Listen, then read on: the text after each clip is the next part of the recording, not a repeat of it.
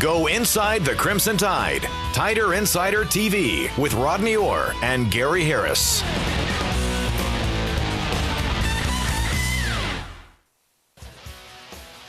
Well, one thing I want to say to you guys is, you know, a source close to the situation said something that totally is invalid.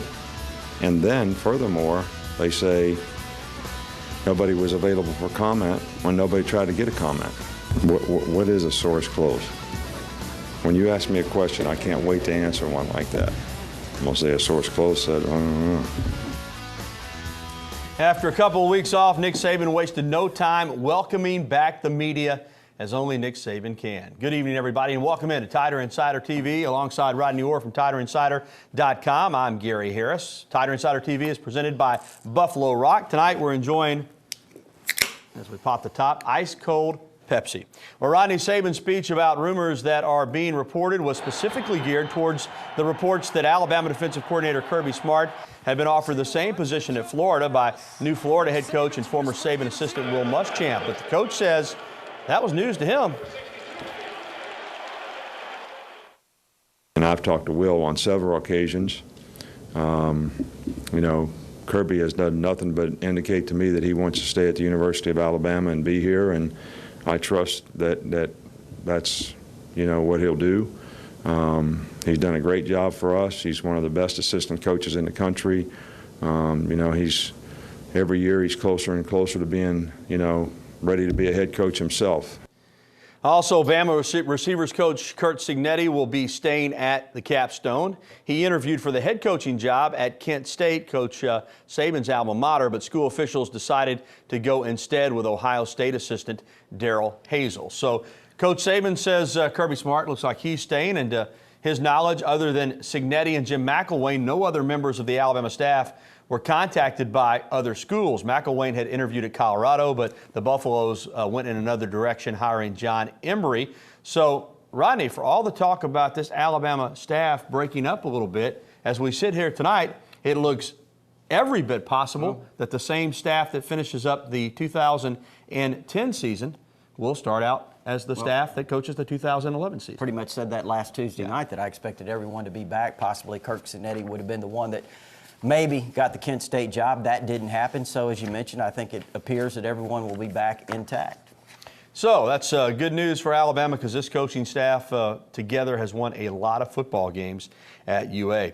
Well, the Capital One Bowl countdown to kickoff is on. It's 10 days away. Practice started last Thursday, and I tell you what, they've been working hard ever since, working every day and practiced twice. One particular day, had a two-a-day.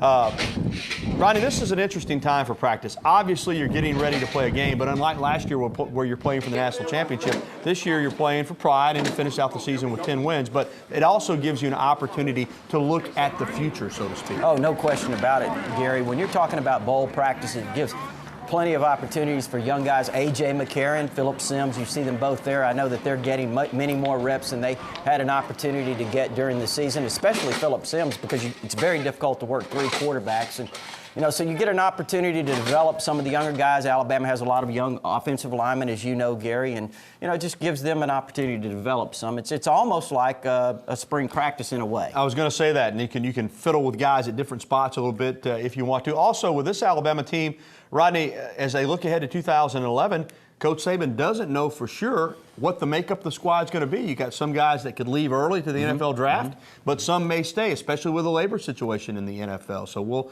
it'll be interesting to see once it's time to declare for the NFL draft who's back and who's not. Yep. And again, you're talking about some of the positions, Gary. How about some of the young receivers?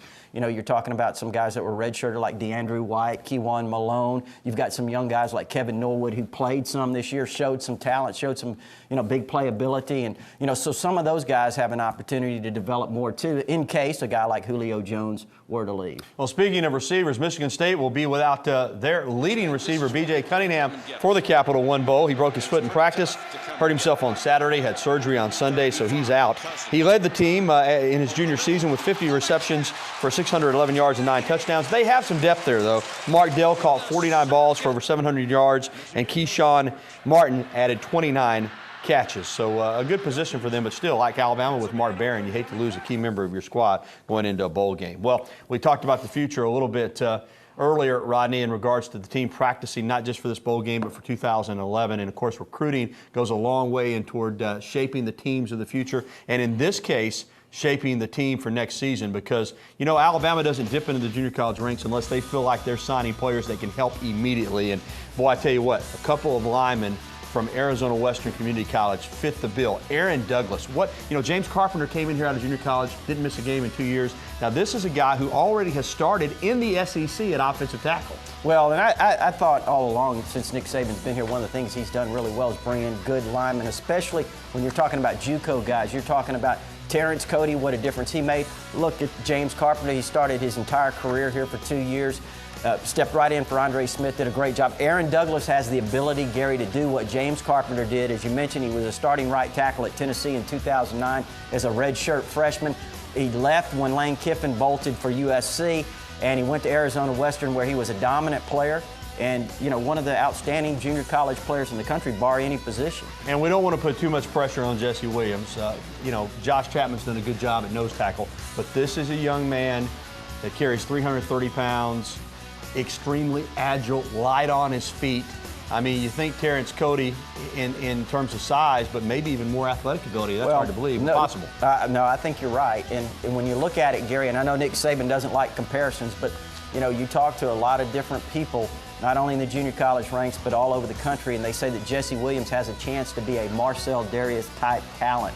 That's the ability that he has. And, you know, he could not only, he not necessarily would only play inside, but he has the ability to move inside and outside also. So, again, he is a huge pickup. All right, those are two of the top junior college linemen in the country. One more closer to home, Quentin Dial. Now, you're going to look at video of him at Clay Chalkville High School, number 99 there. Alabama signed him out of high school. He's even bigger, faster, and stronger now. From neighboring East Mississippi Community College in Scuba, 6'6", about 315 pounds. He could play inside, he could play outside. Heck, he's athletic enough you could even stand him up. This is a guy, too, that's going to probably play early. Well, and the thing about him is just how much he matured the last 2 years playing for Buddy Stevens at East Mississippi Community College. Had an outstanding career there. I know Buddy Stevens really well, and he's very high on Quentin's potential coming into Alabama. He has an opportunity to, you know, make an impact next year, which when you bring junior college guys in, you want them to make an immediate impact. And it looks like Alabama has done that. Of course, they've got to get enrolled in school, go through spring practice, but these are three guys that there's a pretty good chance you'll see them on the field next season. Well, speaking of recruiting, still to come on TITV, we'll talk about some of the top prospects still left on the Tide's board, and they include some of the biggest names in the South. Javion Clowney, Nick Brazel, Isaiah Kroll, they're all on Alabama's radar. Plus, we'll be getting to your phone calls and your emails. There's the information on the screen. If you want to get through to us here on the program, you can go ahead and get in and call now and hold, and we'll get to you in just a little bit. Stay tuned. You're watching the show that takes you inside the Tide, the one, the only Tider Insider TV, presented by Buffalo Rock. Well, I know a lot of you are going to be doing that last-minute Christmas shopping over the next few days, and when you're in Tuscaloosa, you're out and about battling all the people in the stores and you're hungry, you want a good meal fast, check out Nuke's Express Cafe, 205 University Boulevard East, open for lunch and dinner 7 days a week. Now, what they'll do is they'll get you in, they'll get you served fast, fresh food so you can get on your way and get more shopping. Whether it's an oven-toasted sandwich, a California-style pizza, a hand-tossed salad, or a homemade soup, everything is made with fresh ingredients on the premises. They've got a beer and wine menu. Of course, not too late to get some of your Christmas catering done. Give them a call for that, 758-2455. And don't forget the great dessert menu featuring cakes, brownies, and Rice Krispie treats. Nuke's Express Cafe. Get in, get out, and be satisfied so you'll have plenty of energy to continue that last-minute Christmas shopping. Well, the Alabama Sports Writers released their Players of the Year over the weekend, and making the cut in Class 6A was an Alabama commitment, Vinny Sunseri. Now, the linebacker from Northridge was named the 6A Lineman of the Year, even though he's probably going to play possibly strong safety at Alabama or outside linebacker. He is a tremendous athlete, racked up a lot of tackles. He's the son of Tide assistant Sal Sunseri, and his numbers were mind-boggling. I think close to 200 tackles on the season. And as you can see, he's athletic enough to return kicks as well. Now, Sinceri is joined on that prestigious list by his future teammate, Russellville High School running back Brent Callaway. Callaway was named the 5A Back of the Year. Well, coming up, the countdown to signing day is just over 6 weeks away. Where does the Tide stand with guys like running back Isaiah Kroll? Rodney will tell us in his recruiting update.